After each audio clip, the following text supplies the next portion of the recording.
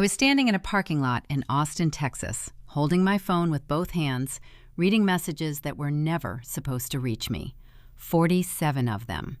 47 texts from my sister Nicole, sent over the span of 2 years, that my parents had systematically blocked before they ever hit my screen. The timestamps went back to October, 2 years ago. The first one said, "Vanessa, I need you. Please." I stood there in the August heat, the asphalt soft under my sneakers, and I didn't cry. I counted. I counted the days between October of that year and today, standing in this parking lot. 731 days that my sister had been reaching out into the dark and getting nothing back. 731 days she thought I didn't care. I thought about what I was going to do about that. And then I thought about how, 7 years ago, I left Dallas with $800 in cash and one duffel bag, and how that was the best decision I ever made, and how the next few days were going to prove it all over again.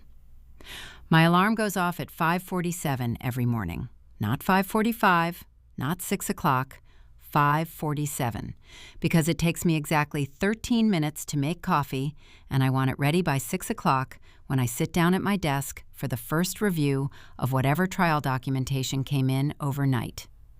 I've been a clinical research associate at Meridian Pharma for 4 years now, and the work is precise and methodical, and I am good at it. I like the parts where things have to be exact. Protocol deviations flagged, adverse event timelines documented, IRB approval dates cross-referenced with site initiation visits. Numbers don't lie to you. Numbers don't look at you across a dinner table and say something that restructures the entire architecture of your self-worth in front of 300 people. Numbers are safe. My apartment in Austin is a one-bedroom on the east side, 742 square feet, and I know every inch of it. I painted the kitchen myself the first spring I lived here, a color called riverbed that's kind of a dusty blue-gray. I have a shelf above my desk where I keep the binders from my certification courses, my CCRA credential framed in the kind of simple black frame you get at Target, and a cactus named Gerald, who has survived 4 years of my erratic watering schedule. The rent is $1,340 a month. My car payment is $287. My salary last year was $78,000.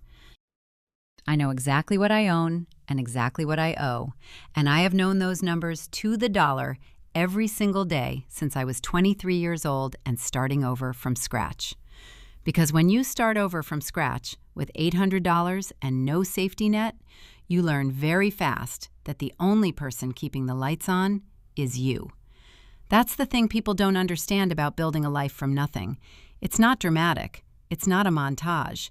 It's a series of very small, very careful decisions made one after another for years. It's picking up a second shift at the diner even though you worked a full day already because your electric bill is due Friday. It's studying for your certification in the car during your lunch break because you can't afford distraction at home. It's calling your landlord before the rent is late and explaining the situation, like an adult, and negotiating a 3-day extension once, just once, and never needing it again.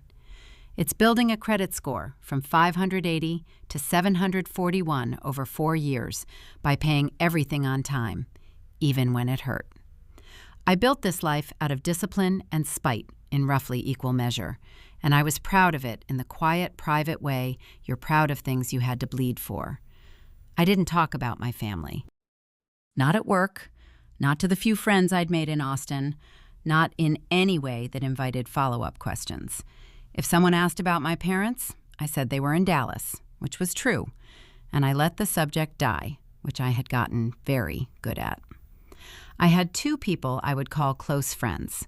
Daria, a project manager I met at a clinical trial conference in Houston, who now lived in San Antonio, and Marcus, my neighbor across the hall who was getting his PhD in environmental science and who had, at some point, just started leaving coffee for me on my doorstep on Monday mornings because he said I looked like I needed it.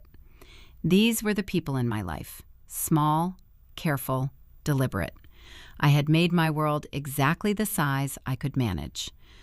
Which is why, when my mother called on a Tuesday in July and her name appeared on my screen for the first time in 2 years and 9 months, I stood at my kitchen counter and let it ring 3 times before I answered. Because I needed those 3 rings to prepare myself for whatever was coming. "Vanessa," she said, and her voice was the voice she used when she wanted something. I'd known that voice my entire childhood. It was soft and warm in a way that always made me feel like I was being set up for something. "Sweetheart, it's so good to hear your voice." I hadn't said anything yet. "Mom," I said. Just that. She took a breath. "I know it's been a while. I know we've had a lot going on, and I've been meaning to call." I looked at the coffee in my mug and thought about how it was going to get cold if this took too long. "What's going on?" I asked, because there was no point in the preamble. Something was going on. My mother didn't call to reconnect. My mother called when she needed something navigated. She cleared her throat. "Your sister is going through a difficult time," she said, carefully, like each word was being tested for weight before she set it down. "She's been struggling a little, emotionally. She could really use some family support right now." I waited. "What kind of struggling?" I asked. There was a pause that lasted about 2 seconds too long. "You know, Nicole," she said with that gentle, dismissive laugh she used to deflect. "She gets overwhelmed. She's always been so sensitive. I just thought maybe you two could reconnect. It might be good for both of you." I noticed that she still hadn't told me anything. "Is she okay?" I asked. "She's fine," my mother said, a little too quickly. "She just needs some time with family. Your father and I were thinking if you could come to Dallas this weekend." And there it was. "Dad's not calling," I said. It wasn't a question. Another pause. "Your father is very busy," she said, "but he'd love to see you." I was quiet for a moment. The coffee was cold now. "I'll think about it," I said, which was the politest version of what I actually thought, which was, "Something is badly wrong. You are not telling me what it is, and this call has already cost me more than it should have." I spent 2 days not thinking about it and then thinking about nothing else. Daria, when I called her, said what she always said. "Go, get the information, don't commit to anything, and leave when you need to." She knew enough about my family to know that Dallas was not a neutral territory. Marcus, when I mentioned it while we were waiting for the elevator, said, "Trust your gut. Your gut is like clinically calibrated." He wasn't wrong. My gut had been sending signals since the moment my mother's voice came through the phone. Something was wrong with Nicole. Really wrong. My mother had known about it for long enough that she'd gotten used to it, which meant it wasn't new. And my father hadn't called, which meant either he was more embarrassed than usual or he couldn't bring himself to ask me for anything, which, given the last time we were in the same room together, made a kind of horrible sense. Before we go on, if you're enjoying the story so far, tap that subscribe button and drop a comment telling me where you're watching from and what time it is there. I read every comment. Thank you. I booked a flight for Saturday morning. I packed light. 3 days of clothes, my laptop, my work documents in case I needed to stay distracted. I did not pack for an emotional reckoning because I had spent 7 years not packing for those, and I was not about to start now. I told myself I was going for information. I told myself I was going for Nicole. I told myself that whatever happened in that house, I was a grown woman with a return flight booked for Monday, and I could walk out any door at any time. I told myself all of those things in the car to the airport, and I believed most of them. The house in Dallas looked exactly the same. That was the first thing that struck me when the Uber pulled up, and I looked at it through the window. The same cream-colored colonial, the same manicured lawn, the same American flag on the left side of the porch that my father had put up when I was 12 and never taken down. My parents had lived in this house for 23 years. It had a 3-car garage and an HOA that sent passive-aggressive letters about lawn lengths and had once fined my father $150 for leaving his trash cans out a day too long, which he considered an affront to his dignity and complained about for a month. I knew every room in that house. I knew the creak on the 3rd step, the way the guest bathroom light flickered if you didn't flip the switch firmly enough. the smell of my mother's coffee brewing. Dark roast, always, because my father considered anything else weak. I knew all of it, and knowing it felt like wearing a coat that no longer fit. My mother met me at the door. She looked older, which I had expected, but also somehow more polished. Hair freshly done, wearing a blouse I didn't recognize, the smile that she put on for clients and family gatherings and anyone she needed to impress. "Vanessa," she said, and hugged me with the careful hug of someone managing the situation. "It's so good to see you. Come in, I made lunch." She had made a quiche. There were fresh-cut flowers on the kitchen table from what was clearly the expensive florist on Mockingbird, not the grocery store. The kitchen smelled like it always had, dark coffee and something baking, and I stood in it for a moment, and it was like time doing something it shouldn't be allowed to do. I noticed everything, because noticing things was how I stayed in control. The coffee in their kitchen tasted exactly the same. That made it worse. "Where's Nicole?" I asked, setting my bag near the door. My mother smoothed her hands over her blouse. "She's resting," she said. "She had a hard night. We'll see her in a little while." I looked at her for a moment. A hard night how? My mother turned to the counter to pour coffee. "She's been having trouble sleeping," she said, without turning around. "It's been a stressful period for her. She left her job at the marketing firm back in March, and she's been figuring out her next steps." I sat down at the kitchen table. "That's not what you told me on the phone," I said. My mother turned and set the coffee mug in front of me, and her smile was the practiced, real estate showing smile. "I didn't want to alarm you," she said. "I know how busy you are." I watched her sit down across from me. "Where's Dad?" I asked. She folded her hands on the table. "He had a school board meeting this morning. He'll be home for dinner." I said, "He's still on the school board?" "He retired," she said, "emeritus. He consults." And there we were, in the kitchen, talking about nothing, while something enormous sat in the house with us, like a piece of furniture no one was acknowledging. I found Nicole in her old bedroom, which didn't look like a bedroom anymore. The curtains were drawn, and it was 2 in the afternoon.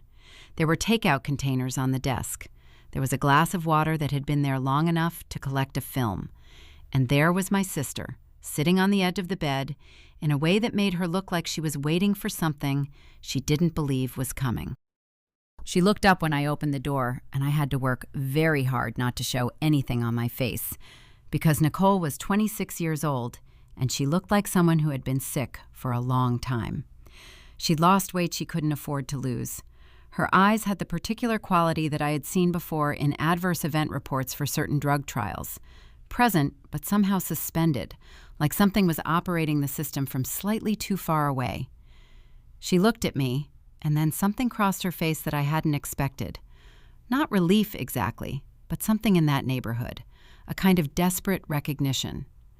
"Vanessa," she said, and her voice was rough in a way that voices get when they haven't been used much. I went and sat beside her on the bed. I didn't hug her right away because I wasn't sure if she wanted that. "Hey," I said. "Hi," she said.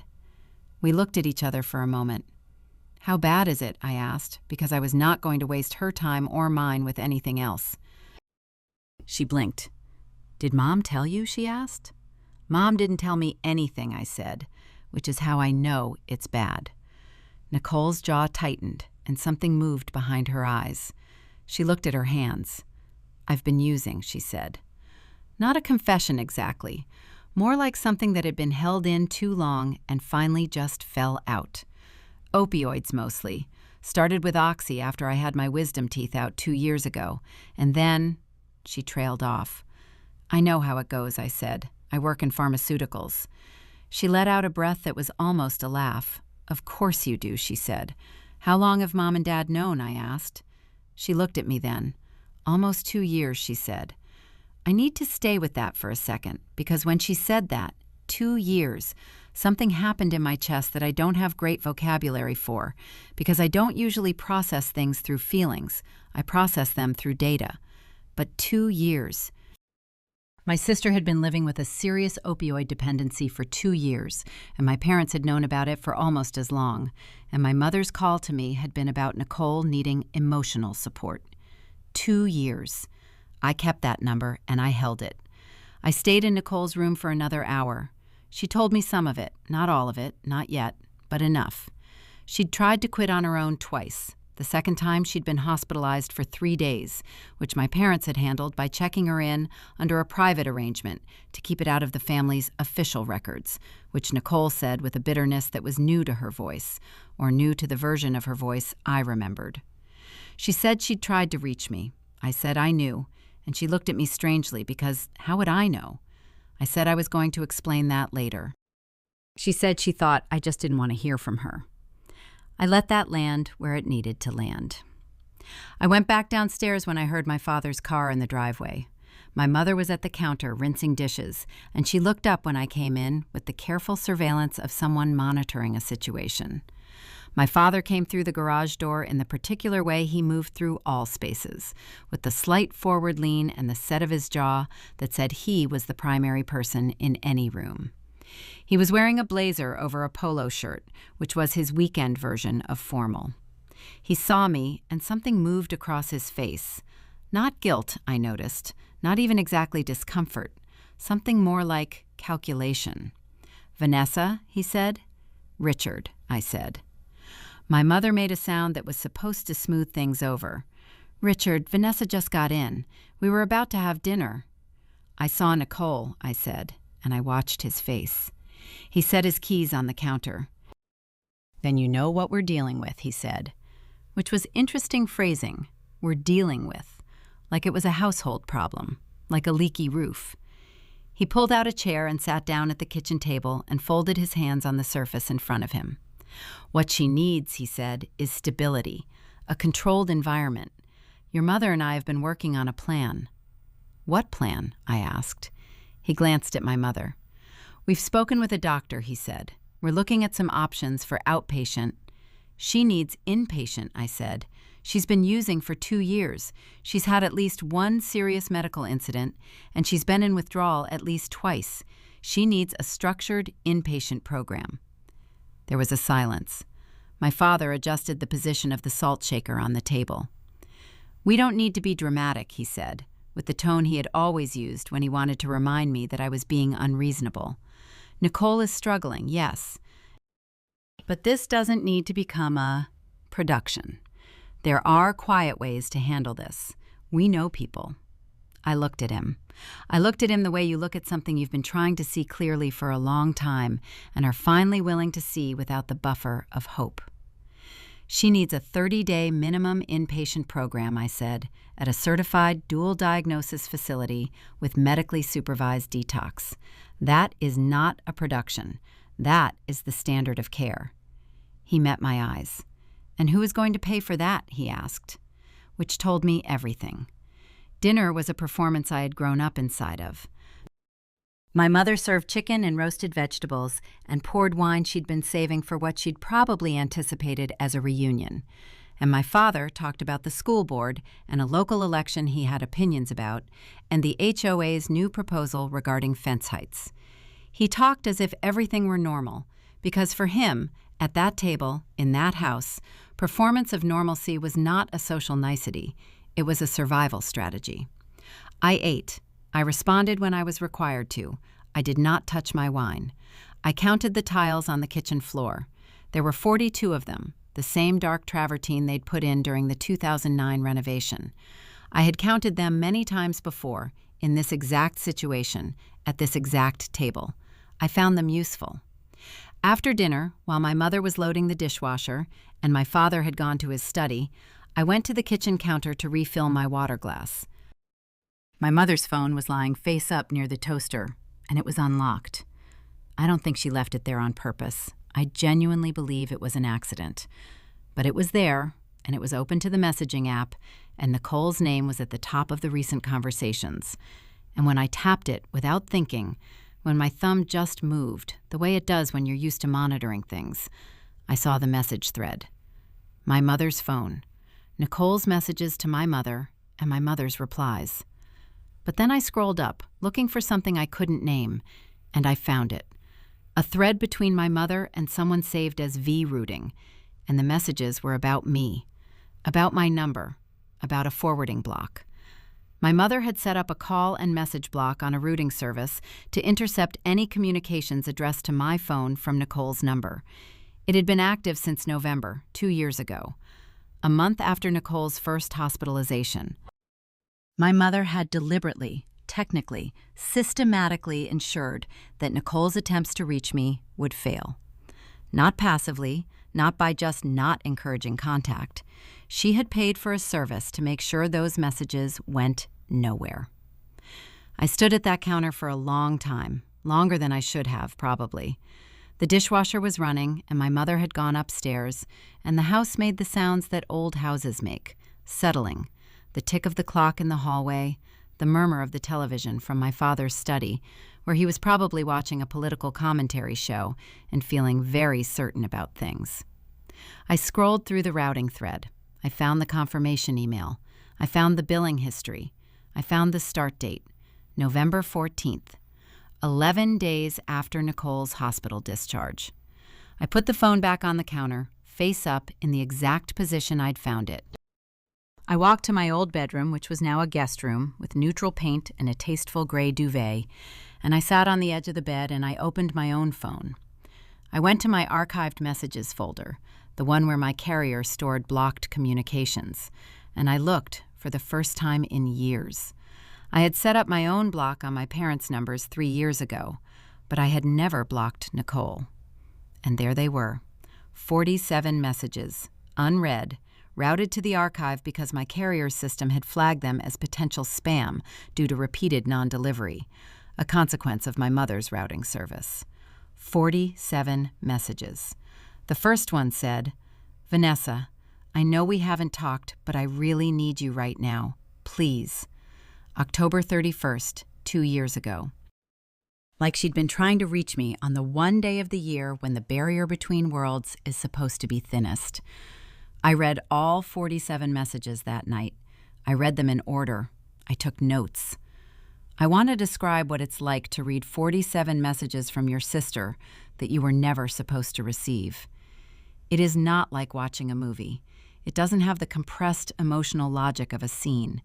It is slow and it is granular, and it is the particular kind of terrible that comes from accumulation rather than impact. The first messages were tentative. She didn't know if she was reaching me. She didn't know what I knew. She was careful in the way that people are careful when they're not sure if they're still loved.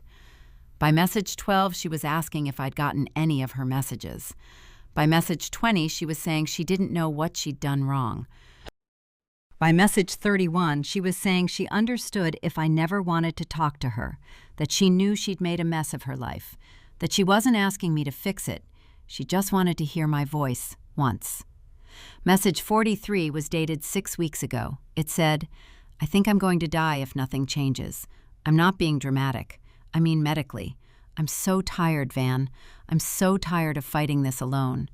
Message 47 from 8 days ago said, "I know you don't want to hear from me. I just want you to know I love you. That's all." I put the phone down and looked at the gray duvet and the white walls of what used to be my childhood bedroom. Outside, someone in the neighborhood was running a lawnmower in the evening, which seemed like the wrong time to mow a lawn, but it was Texas, and people had opinions about their grass. I thought about all the nights my sister had spent reaching into a void that she believed was me, when really it was just a routing service my mother had paid for. I thought about my father at the dinner table tonight talking about fence heights. I thought about the fact that in Nicole's message, she had used the word alone. I had spent 7 years building a life in Austin out of chosen aloneness, the kind you select for yourself because it's safer than the alternative. My sister had been given aloneness without choosing it. Someone had constructed it around her. That was not the same thing at all. I didn't sleep much. I lay on that guest room bed and I worked. Not with paper. I work better on my laptop, with tabs and documents and the clinical, organized architecture of information sorted into folders. I looked up inpatient rehabilitation facilities in Texas. I looked up dual diagnosis programs, because what I had observed in Nicole suggested more than one thing needed to be addressed. I made a list. I compared treatment philosophies, success rate data from published studies, staff-to-patient ratios. accreditation from CARF and the Joint Commission. I found 4 facilities I considered viable. I found one in San Antonio that had an opening in the next 2 weeks and an evidence-based program that had the data to back it up. I sent an inquiry email at 11:47 p.m. and went back to working. Then I opened a new browser tab and I searched Medical Power of Attorney Texas, and I read everything there was to read about it. It was not complicated in the legal sense. If Nicole was willing to sign one designating me as her healthcare proxy, and if she was of sound mind at the time of signing, which she was not currently in acute withdrawal, she was cognitively present, I had spoken with her for an hour, and she was there, then that document would give me the legal authority to make healthcare decisions on her behalf in the event that she was unable to make them herself, and to coordinate her treatment without requiring parental consent. I found a healthcare attorney in Austin who did phone consultations. I sent an email. It was 12:30 a.m. I set my alarm for 5:47. In the morning, I sat at the kitchen table with coffee before anyone else was up, and I called Daria. She picked up on the second ring because she had always been good about picking up. I told her everything, the whole thing, the routing service, the messages, the facility, the POA research. She was quiet while I talked. When I finished, she said, "What do you need from me?" I said, "I need you to just stay on the line for a minute." She said, "Okay." I sat in my parents' kitchen in the early morning with the dark roast coffee that tasted exactly the same as it always had, and the light coming through the east-facing window that my mother had always called her favorite thing about the house, and the soft sound of the neighborhood beginning to wake up, and I just stayed there for a while. Then I said, "Okay, I'm going to handle this." Daria said, "I know you are." I said, "Tell Marcus his Monday coffee is going to be late." She laughed, which was what I needed. Then we hung up, and I got to work. I found Nicole awake at 7:30, which she said was unusual, but she'd heard me moving around and couldn't get back to sleep. She was in her robe at the end of her bed, and she looked marginally better than yesterday, which I noted. I sat across from her in the desk chair, and I looked at her, and I said, "I need to tell you something, and I need you to hear all of it before you respond." She looked at me. I told her about the routing service. I watched her face while I told her. I watched something move through her that was too complicated to name. Not just hurt, not just anger, but a kind of grim confirmation of something she had suspected but hadn't been able to prove. When I finished, she was quiet for a moment, and then she said, "I knew something was wrong." You were never someone who just didn't respond. I knew you wouldn't just ignore me. I knew it, but I couldn't. Her voice broke on that, and she stopped. I let her be quiet for a moment. Then I said, "I read all of them, last night, all 47. I'm sorry it took me this long to see them. I'm going to make that right." She looked at me. "How?" she said, and she sounded like someone asking a question they'd stopped expecting an answer to. I said, "I found a program. It's in San Antonio. It's evidence-based. It's a 35-day inpatient minimum. It has dual diagnosis services, and there's an opening in 10 days. She stared at me. "Vanessa, that costs—" "Money," I said. "I know. I have a plan for that." She said, "I can't ask you to—" "I'm not offering to pay for it," I said. "Mom and Dad are going to pay for it." The silence was very different after that. My mother came downstairs at 8 o'clock, and I was sitting at the kitchen table with my laptop open and a printed list in front of me and my phone face down on the table. She looked at me with the quick, assessing look that I had learned to recognize as her reading the temperature of a situation. "You're up early," she said. "Sit down," I said. Her expression shifted slightly. She sat down. I said, "I know about the routing service." The silence that followed that was very specific. It was the silence of someone deciding how to respond to information they had been hoping never to surface. My mother's hands went to the mug she'd been carrying, and she set it down carefully on the table. "I don't know what you mean," she said, and even as she said it, she knew it wasn't going to work. The call forwarding block, I said, set up in November of 2 years ago, billed to your American Express, confirmed via the confirmation email saved in your email inbox on the phone you left on the counter last night. She looked at the table. I was protecting the family, she said. I waited for more. That was it. That was what she had. I was protecting the family. I pulled the printed document from under my laptop, the facility information sheet for the San Antonio program, and I slid it across the table. She looked at it without picking it up. $35,000 for a 35-day inpatient program, I said. That's $100 a day. That's less than you paid for your kitchen renovation. She started to say something. I said, I'm not finished. She stopped. Nicole needs this program. She needs it before her condition deteriorates further. I have spoken with the facility, I have spoken with a healthcare attorney, and I am in the process of having a medical power of attorney drawn up with Nicole as principal and me as her agent. Once that's signed, all healthcare decisions regarding Nicole go through me. Not you, not Dad, me. The facility will not communicate with you without my authorization. All treatment coordination will come through my office. My mother's face had gone through several things while I was talking and had settled on something close to disbelief. Vanessa, she said, in a voice that was trying very hard to be measured, you can't just— I can, I said. I know what the law says. I've read it. She reached for the facility sheet. This is a lot of money, she said. Yes, I said. I know. It's less than your Lexus. She looked up at me. I said, I need an answer by tonight. My father came home at noon. He'd gotten a text from my mother. I saw her send it. And he came home with the set of his jaw that said he had already decided how this conversation was going to go. He came into the kitchen, and I was at the table with the same documents, and Nicole was sitting across from me because I had asked her to be there. He looked at Nicole. He looked at me. He looked at the table. He pulled out a chair and sat down with the air of a man who considers himself the moderating force in any room. Your mother told me what you're proposing, he said, to me, not to Nicole. That's not a proposal, I said. It's a plan. He looked at me with the look he had always used that was designed to convey that I was slightly outside the boundaries of what was reasonable.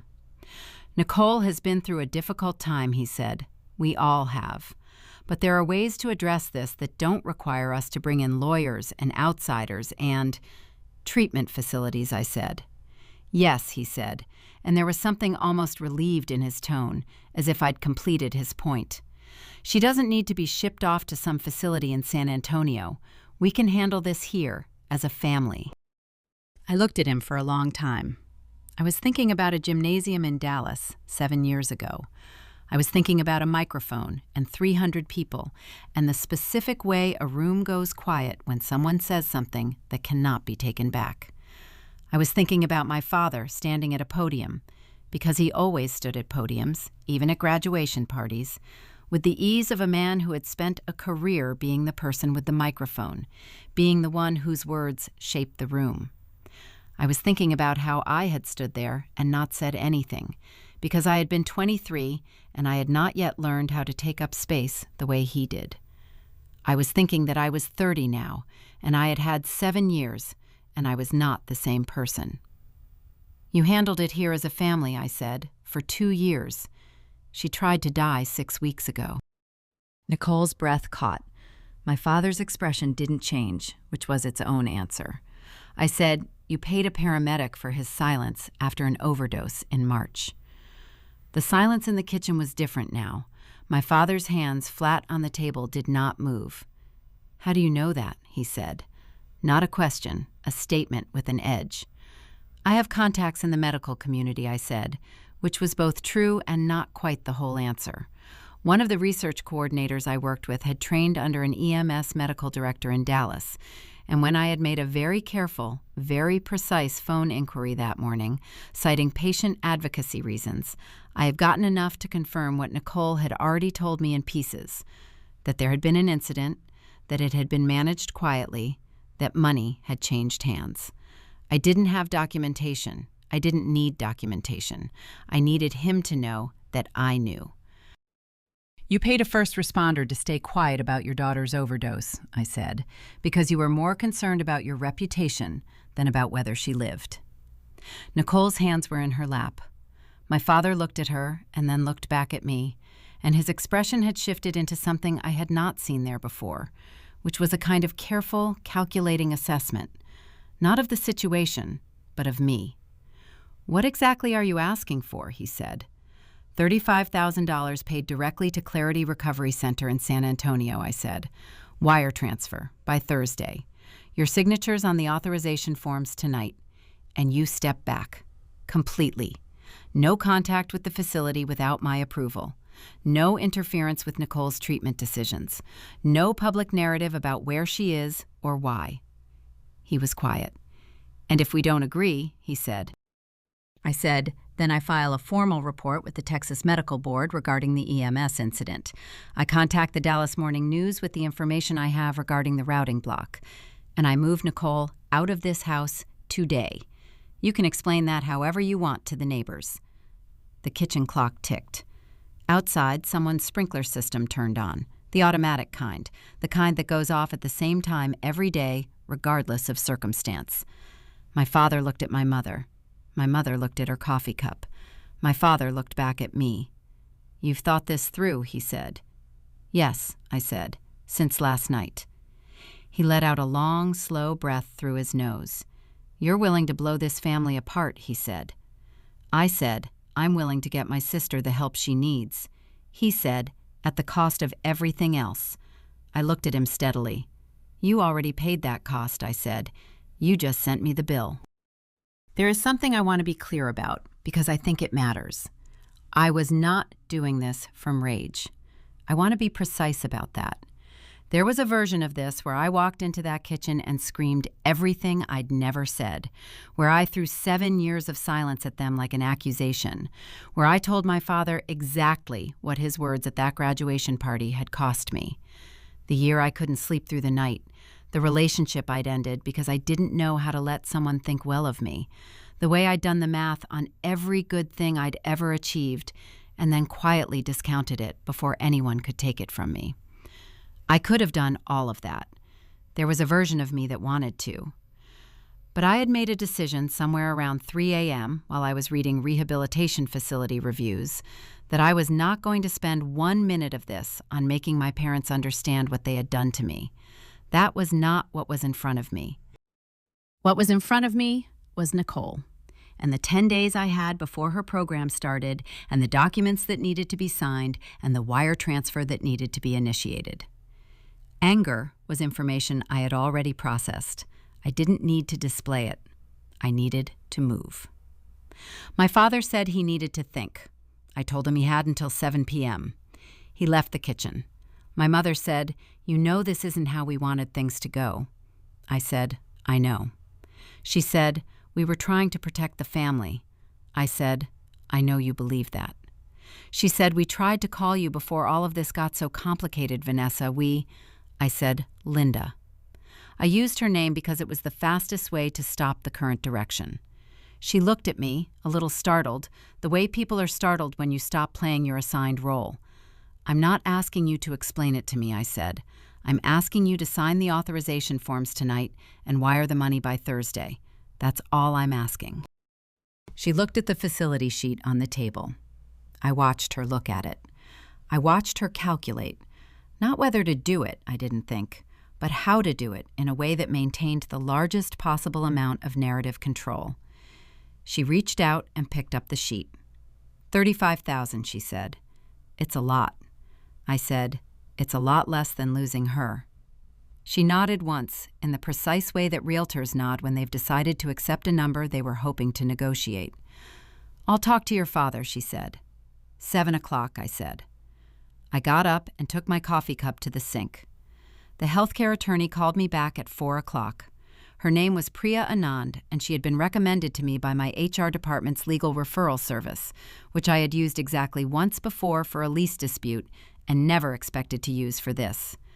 She was efficient in the way I appreciated efficiency. No preamble, no unnecessary softening. I explained what I needed. She explained the Texas medical POA requirements. She asked if Nicole was willing and competent. I said yes. She said she could have the documents prepared and notarized via a remote notary service by tomorrow morning. I said I needed them by tomorrow morning. She said she'd make it work.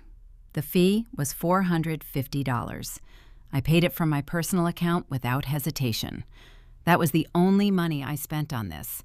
Everything else was going to come from my parents, because that was what was right, and because they had the means, and because 7 years ago they had not given me a single dollar when I needed one, and because Nicole had spent 2 years being sick inside their house while they managed the optics, and because sometimes the only leverage you have is the truth, and if you've assembled it carefully enough, it's more than sufficient. Nicole and I sat in her room that afternoon while my parents moved around the house below us in their careful, managing way. She asked me what I thought was going to happen. I told her exactly what I thought. I told her the most likely outcome was that my father was going to agree because the alternative was worse for him, and that my mother was going to agree because she followed my father's lead on anything that constituted a real decision, and that by Thursday the money would be transferred, and by next Friday she could be checked in. She looked at me for a moment and then said, "How are you so calm?" I thought about it. "I'm not calm," I said. "I'm just organized." She almost smiled at that. It looked like it hurt a little, the way muscles hurt when they haven't been used. "I missed you," she said. I looked at the wall for a second. "I missed you too," I said. "I'm sorry I didn't fight harder to reach you back then. I assumed—" "Don't," she said. "Don't apologize for what they did." She said it firmly, with a sureness that surprised me. I looked at her. "You're still in there," I said. She said, "Yeah, I'm just really tired." I said, "I know. You can be tired. The program will help with that." She said, "What if it doesn't work?" I said, "Then we try another one." The data on second attempts is actually pretty encouraging. She looked at me for a long moment. Then she said, very quietly, "Why did you come back? You had a whole life you built. You were out." I thought about that. I thought about the parking lot I was going to stand in 7 days, the one I had pictured in my mind as clearly as if I had already been there. "Because you tried to reach me 47 times, I said, and someone made sure I didn't hear you. And I'm not going to let that be the last word." At 7 p.m., my parents were both in the living room. I came in with 2 copies of the authorization forms for Clarity Recovery Center and 2 copies of the medical power of attorney documentation that Priya had sent over in draft form. The final version would come tomorrow, but the draft was specific enough to be serious. I also had the wire transfer information for the facility. I set everything on the coffee table, and I sat across from them. Nicole was in her room, which I had suggested because what was about to happen did not require her to witness it, and because her energy was better spent resting. My father had changed into a different shirt since the afternoon, which was what he did when he was preparing for something he intended to manage. He looked at the documents. He did not pick them up immediately, which was his version of demonstrating that he was not intimidated. "We've talked," he said. I waited. "We're willing to help Nicole," he said. "That goes without saying. She's our daughter." I said, "Then this should be straightforward." He said, "But we want it on record that we disagree with the terms of this arrangement, the involvement of an attorney, the power of attorney, the framing of this as something we need to be managed around." "Richard," I said, and I used his name the way I had used my mother's earlier, because I was 30 years old and I was done calling this man Dad in contexts that required him to be called to account. He stopped. "I'm not interested in your disagreement with the terms," I said. "I'm interested in whether you're going to sign the forms." A long pause. He reached for the pen on the coffee table. He signed. My mother signed. I collected the forms. I stood up. My father looked up at me from the couch. "This doesn't have to be the end of things," he said. He said it with the particular authority of someone who was not used to being the last person to speak. I looked at him for a moment. I thought about all the things I could say, the graduation party, the microphone, the specific cadence of his voice when he said "our biggest disappointment" in front of 300 people, and then went back to his seat and finished his drink. I thought about all the years I had spent in some back corner of myself, hoping that things would get to a point where he would see what I had built and say something about it, acknowledge it, something. I thought about how I had stopped hoping for that and then kept living, and how you can stop hoping for a thing and still have the ghost of it following you around. I thought about all of that in about 4 seconds. Then I said, yes, it does. I took the documents and went to check on Nicole. I drove back to Austin the next morning. Nicole was still asleep when I left. I wrote her a note and left it on her desk, next to a glass of water and a list of what was going to happen and when, step by step, date by date, starting with my return in 9 days to drive her to San Antonio. I called Priya from the car to confirm the final POA documents would arrive by noon, which they did. I called Clarity Recovery to confirm the intake appointment, which was confirmed. I drove the 250-some miles back to Austin in 4 hours and 17 minutes in the kind of focused, purposeful silence that I have learned is different from numbness. It is not the silence of someone who has shut down. It is the silence of someone who has run very hard for a long distance and is now conserving breath for the next mile. The day I drove Nicole to San Antonio, she was quiet for most of the trip. We listened to a playlist she'd made on her phone. Not music I would have chosen, a kind of lo-fi indie thing that she said she'd been putting together in the evenings when she couldn't sleep, one song at a time. Somewhere around New Braunfels, she said, "Are you scared?" I said, "For you or in general?" She said, "Either. Both." I said, "I'm more scared of what happens if we don't do this than of what happens if we do." She nodded. She said, "I don't want to fail." I said, "Failure isn't one thing. It's a data point. You collect it and you adjust." She said, "You sound like a pharmaceutical study." I said, "I run pharmaceutical studies." She said, "I know." She smiled a little at the window. "I'm glad you came," she said. "I'm glad you came back, I mean. Even though it was because of all of this." I said, "I would have come sooner if I'd known. You understand that, right?" She said, "Yeah." I said, "You were reaching out for 2 years. That matters. That's not nothing." She was quiet for a moment. "It felt like nothing," she said. I said, "I know." We drove the rest of the way mostly in silence, which was okay. Silence between people who understand each other is different from any other kind. The intake process took 3 hours. There were forms and an initial assessment and a tour, and I stayed for all of it until Nicole was officially checked in and had her room assignment and her schedule for the first week. When we finally said goodbye at the end of a hallway that smelled like new paint and institutional carpet cleaner, she hugged me, really hugged me, the kind of hug that is less about affection and more about holding something steady. I held on. Then I drove back to Austin and went to work the next morning at 6 o'clock and ate my lunch at my desk and filed my adverse event reports and felt, underneath all of it, in the quiet, specific place where I keep the things that matter, that something had shifted. Not resolved, not fixed. Shifted, the way tectonic things shift. Not dramatically, not with an announcement, but with a permanence that will outlast the noise. My parents called 3 times in the first 2 weeks after Nicole checked in. I did not answer. They left voicemails. I listened to them once each and then deleted them. They were the kind of voicemails that presented concern about Nicole as a vehicle for reestablishing contact with me, which was a technique I recognized. My father's was brief and formal in the way that he was formal when he wanted to project dignity. My mother's was longer and involved the word family 7 times in 90 seconds, which I noted because I note things.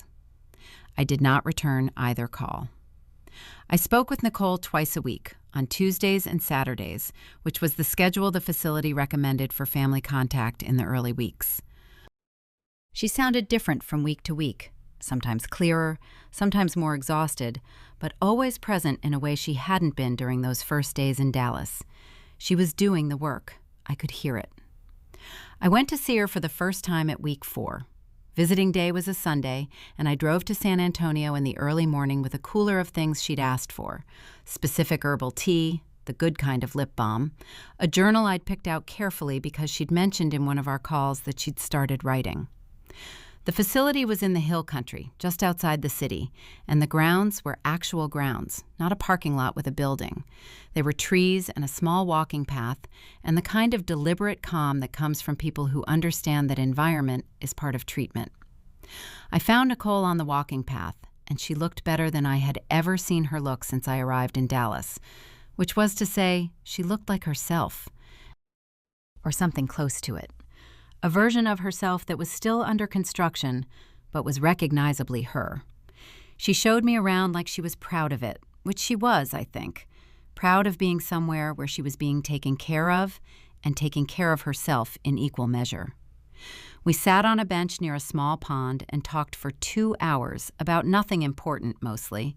A book she was reading, a woman in her group session she'd become friendly with, a therapy exercise that she thought was slightly ridiculous, but which she admitted was helping.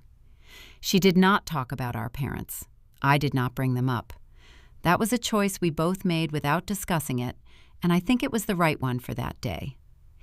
8 months after I stood in that parking lot in Austin with 47 messages loading on my screen, I am still here. Nicole completed the 35-day program at Clarity and transitioned to an outpatient continuing care program in Dallas, which she is attending 3 times a week. She got a small apartment, not in the neighborhood where she grew up, which I supported completely, and she has a part-time job at a coffee shop that she says she likes because it requires her to be present and social, and it pays for her groceries. She and I talk twice a week. She has my number, and I have hers, and nothing is blocked, and I have made that technically certain. The medical power of attorney is still active because we agreed to keep it in place until she's been stable for a full year, and Nicole asked me to keep it, which was the most trust she's ever placed in me and which I do not take lightly. My parents do not call anymore. I think they made the calculation that reaching out wasn't generating returns, which is a calculation my father has always been good at making. I don't wonder what they're doing. I don't think about them in the extended narrative way I used to, where I'd imagine their house and their routines and the alternative version of things, the one where something had gone differently and we were a family that worked. I've let that go, or more accurately, I've accepted that it was never there to let go of. You can't release something you never held. The version of parents I grieved for was always a projection, a wish dressed up as a memory. The actual people are who they have always been, people who chose reputation over their daughter's life, who chose control over connection, who chose the appearance of a family over anything that could actually be called one. I don't hate them. I don't think hate is the right instrument for this.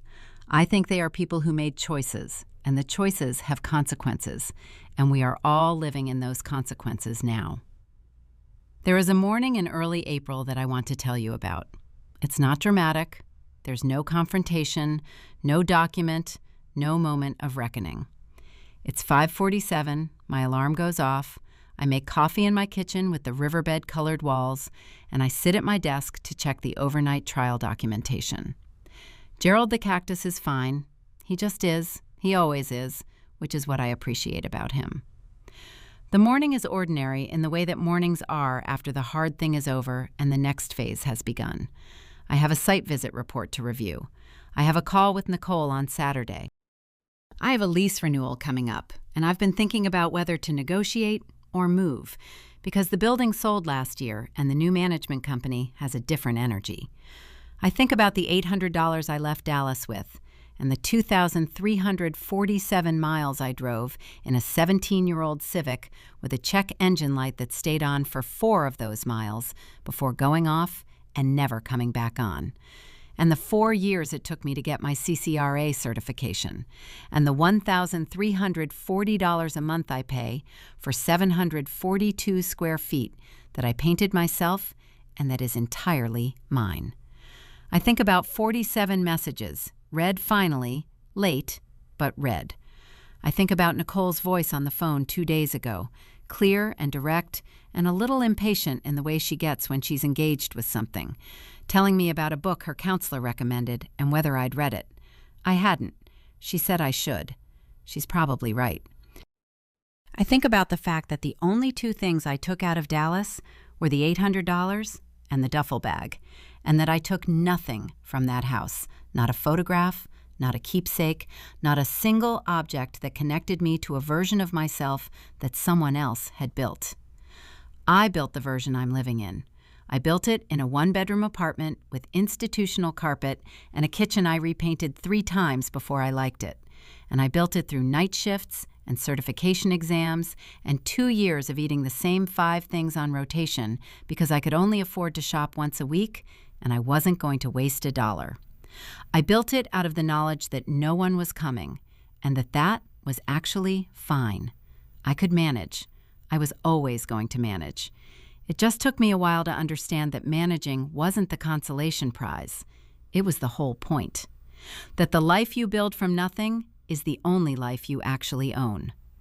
$800 and 1 duffel bag got me out. Turns out that was exactly enough.